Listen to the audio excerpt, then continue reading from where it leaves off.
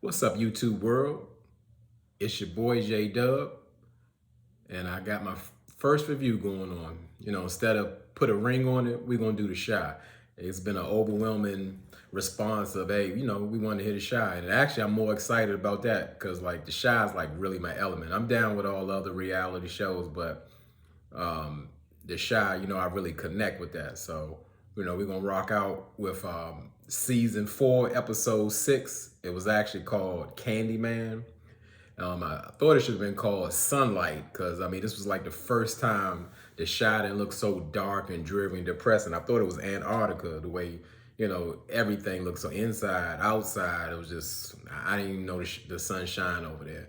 But anyway, as me being the number one comment on YouTube, it's because I got a whole lot to say. And first, let me give you like a quick overview of like how I see the show. I've been watching the show, since season 1, and I love the show because it was like something original, something different that we really haven't seen. And I was really happy with the format. But as gradually it has gotten away from like what I like, but I feel like I'm so invested in it, like I gotta keep watching. Not that I still don't find it interesting. I just feel like I wish it goes back to the formula. Cause like now it seems like the show is way more comfortable, just like leaving loose ends and not explaining things as they should, and just certain things don't make sense, and they're getting like really consistent with that, and that's getting like kind of disappointing. You wanting them to do better, or as I said, revisit the original formula. It's like stuff be like so way out of reach that it's like, come on, like I almost sometimes feel like it plays on the intelligence of everybody and nobody's really saying something. But I'm here to say something because that's what we do here. We say what we say and we don't apologize for it. So come on, Shao. I need y'all to improve on some things. We hanging in there with you, and we want the Shao to win, and we want to keep supporting it and keep doing great numbers and great things. So this episode again was like I said, the Candyman episode. So it started out right where Duda got shot, and it shows that it was revealed that it was actually Brandon's mother that shot him, and that was really surprising because like everybody had their theory of like who shot him. Was it, I don't know, Imani? Was it Rosalind? Who was it? We didn't know. And the thing about it is, she gave her a little, Brandon's mother gave the little speech about how he ruined her life and everything. But bottom line, she didn't finish him. He saw her, and what'd she do? Shoot him like I guess in the abdomen. And yeah, he just passed out and he came back too. And of course, we expected him to survive. And he really took that shot like a G. He was like, oh, just went down and still staring at her like he was trying to lock in and let her know what was going on. Like, I'm going to see you again or something. Now, that's what I got from it anyway. So the funny thing, or what I really question about that situation, like, prior to that, him going up to the roof, he agreed with Tracy that she would meet him up there. She had to go shake some hands. And then we learned that the person that actually got to him, to get him some help was Rosalind. And I'm thinking like, where's Tracy? She should have been there before Rosalind or right behind her or something. Cause I'm like, didn't she know she was, supposed to meet him up there, and then he got shot, and, so I really question that. But we're gonna see how that go down or what happens on that. But I guess the main part of the episode was really more so about Kevin, because he really going through it right now. Him being backstabbed by Jake and Gemma, and they were in school, and he threw a pencil at Jake, and then Gemma talking about, oh, let's talk. Y'all should talk or whatever. And they get to fighting in class, and then Kevin punched Jake in the face and then elbowed the teacher. And he's in real trouble, and that's the last thing we want to see for Kevin, because like he just got his like freedom papers, from home, and everything that he's dealing with now. That's a huge problem. It's one thing to be fighting, then like you injure a teacher. And these days, I'm surprised that, he didn't go to jail or something like that. And, of course, he was in trouble at home. And it's, again, Nina, his mother, she's like, all to me, she's always like checking out. And that's something I don't like. Like, Kevin's been through a lot. I mean, like, way more than the average kid has been throughout the seasons. What he's witnessed a murder, he shot somebody, um, he's been dealing with police brutality, he's dealt with his sister being kidnapped.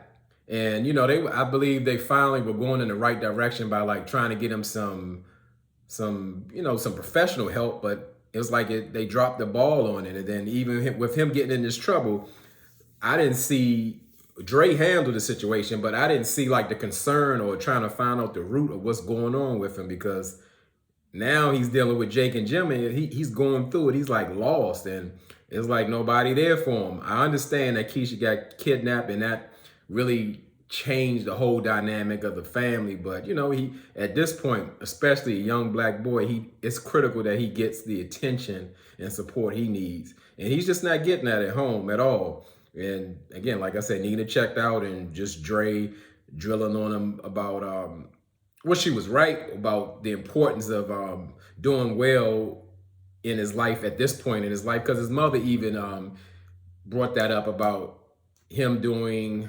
well, let's say between the ages of 14 and 21, where could determine how good his life could be in the end, which, I really believe that, but I don't think he grasped that and really understood that and drove it home to him.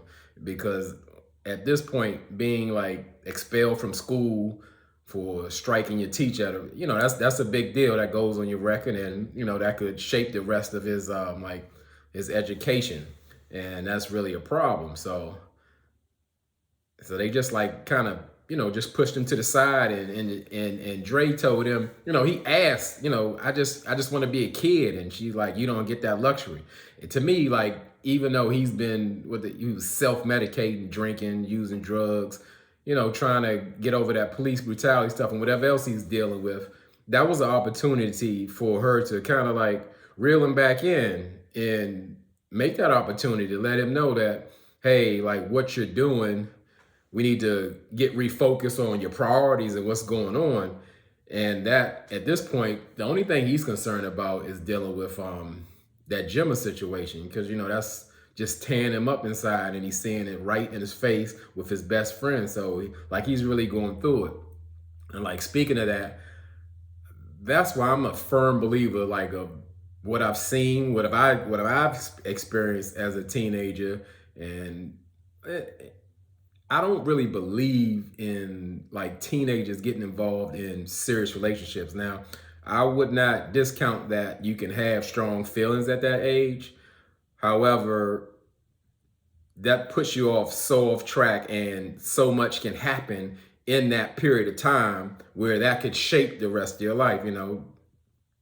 So I mean, it's just so much that happen. I mean, I don't want to turn this into a raise your kids episode, but just the fact of the matter that Dre could have used that as an opportunity to bring him back in and find out what's going on with him, and actually have him focus on being a kid, not telling him, oh, he don't have that luxury. Get him back focused in school, help him, or give him some advice with the Gemma situation, and let him be a kid for as long as he can, because I mean that's important. He's not ready to be an adult, but he's been through so much more than some adults have been through. So she really missed the opportunity right there, and I didn't like that. That's where some wisdom needed to be kicked in, or he needed his father, but of course his father is deceased. Yeah, that part, it just kind of hit home. Like I said, oh, he needs some help. He needs some guidance. He needs somebody to, really get him back on the right path, because he's going down. He's going down fast. So,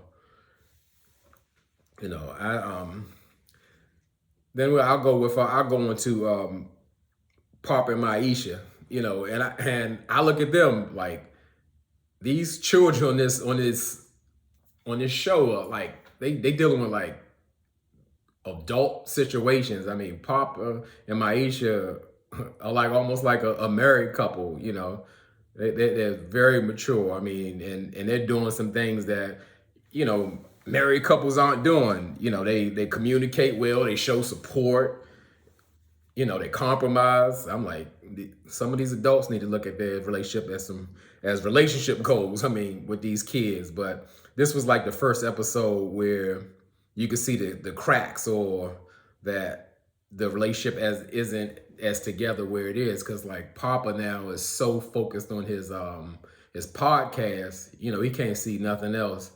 And at this point, he's all about self, or of accomplishing his goals. And now he's becoming jealous of Maisha's success. And I mean, a success that just came out of nowhere. She did a rap song in the closet. Now she got a magazine giving her a cover. You know, that's where, like I said, sometimes the shy kind of reaches and does some very unrealistic things. But we're gonna go with it. She's a star now, and she's doing, you know, covers of magazines, and but so be it. And so dealing with like in Kevin's household, it's just like it's like a lot going on. Like even with his sister Keisha, now she just had a baby, and she's has given it up for adoption, but yet still close to the family. And now she possibly has a love interest after dealing with her ordeal of being kidnapped. And you know, I'm kind of the guy that she works with or she's dating. You know, I could. His story seems believable. It's just something about him I just don't trust. I don't know what it is. It's just giving me a vibe like he's, as they say, like he's too nice, or you know, it's something I just can't put my finger on. So I gotta wait and see, because I really don't have the answers to that to see what's going on with him. But so we'll go with I would say in this episode I didn't see much of Jada. I thought they were really focused on her more because dealing with that cancer situation. And sometimes you don't know if they say it's, or what she tells people is aggressive, or they caught it fast. I don't really know. I just know she's like really sick. And surprisingly enough, in her life, I like that she has a partner in Sway, which I wouldn't think that a younger guy could like really make an impact, or she could really take him seriously. But surprisingly enough, I like that. So I guess I was looking for him this episode because I like how Sway and Emmett go back and forth, you know, with each other, you know, with about his mother. Because I mean, I couldn't even imagine that you got somebody dating your mother, and he like 2 years older than you, or you went to high school with him. I mean, that's crazy. I wouldn't even come over, you know. So I can't blame Emmett, but you know, Emmett got his own stuff going on with Tiff, but he's mourning or dealing with the pain of that he may lose his mother, but he's still trying to hold his marriage together. Really, I don't believe that he should hold on to it. You know, yeah, Tiff, she's being more supportive now, like since Jada's sick, but to me, it's like she's like in a whole nother relationship with the dude Dante, and Emmett to me don't really have a chance. I think it's just a matter of time that Tiff and Dante's connection are just gonna grow stronger, and you know what, Emmett's gonna be out. It's like just that simple. So, you know, I really don't really agree with that situation, but I guess Emmett feels like he made his bed, you know, when he cheated with Dom, and so he gotta like take it if he want to stay. But you know, then to me it's super weird that Tiff and Dom are like business partners, and everything is good. And when they go, where they got like a new proposal going on where there's a company that wants to buy their edible treats and partner with them, and now I guess you see the differences in Dom and Tiff. And Tiff just, you know, she ready to grab that money. She said she ready to get that bag quick. And Dom saying like, yeah, you know, we need to find out exactly, you know, what they're asking us to give up, or how much we're really being compensated. And which he was right. Dom was right to think that way. Normally, when another company wants to buy your company or invest in you, you're probably double what they're offering. So you just shouldn't take that in. it's just like it's like a whole weird dynamic, and then Dom is messing with Emmett's father. It's just it's a lot going on there. So, but like everything is just like tied. Everything is like tied together, and it's like with that drama with Kevin's mother Nina and her wife Dre. For some reason, Dre is holding on to Jada's secret because she promised her, but she's sneaking around and lying to Nina about what's going on, and she's like eating up her marriage, to keep a secret. And I thought it was like a very simple solution. Dre said that, yeah, Nina has a big mouth or whatever, but couldn't she just say, well, Jada don't want me to tell anybody, but I know I have to tell you. I'm caring for her because she has cancer, and I need to support her in that. And what would Nina say?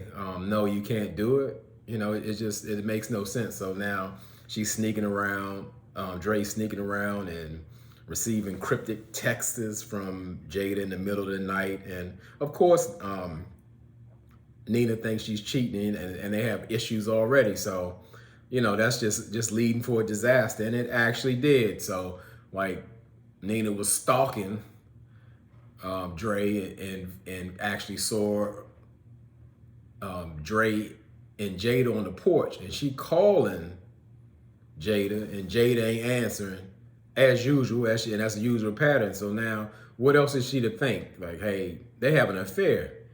So after all that's said and done, because of Dre line, Nina, she get it popping with the brat at the bar, and that's a disaster. So in real life, all that is actually Dre's fault by not communicating with her spouse. And what could we expect? And like I said, the whole household, everybody's household is a mess. And like as I said, we dealing with Keisha, and of course this is so new. She just had her little baby boy, and now she's having regrets. And then by her going to see the baby and holding the baby, that's just a disaster. And now, what she tell her mother, like, hey, I want my baby back.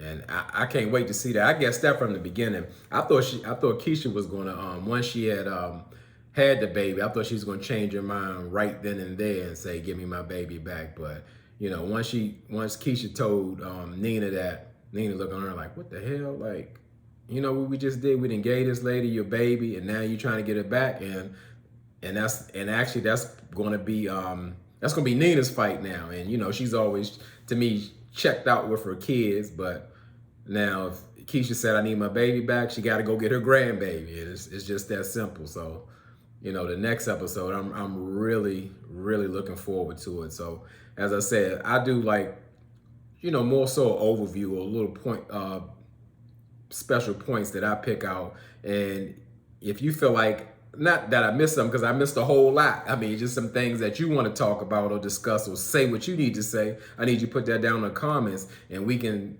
comment together. Because, you put anything in there, I'm going to comment. You're going to hear something back from me, and we're going to get a dialogue going. So, as I say, this is my first one down, and we're looking for many more to go.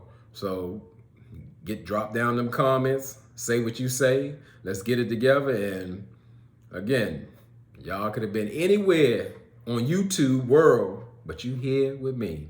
I appreciate that.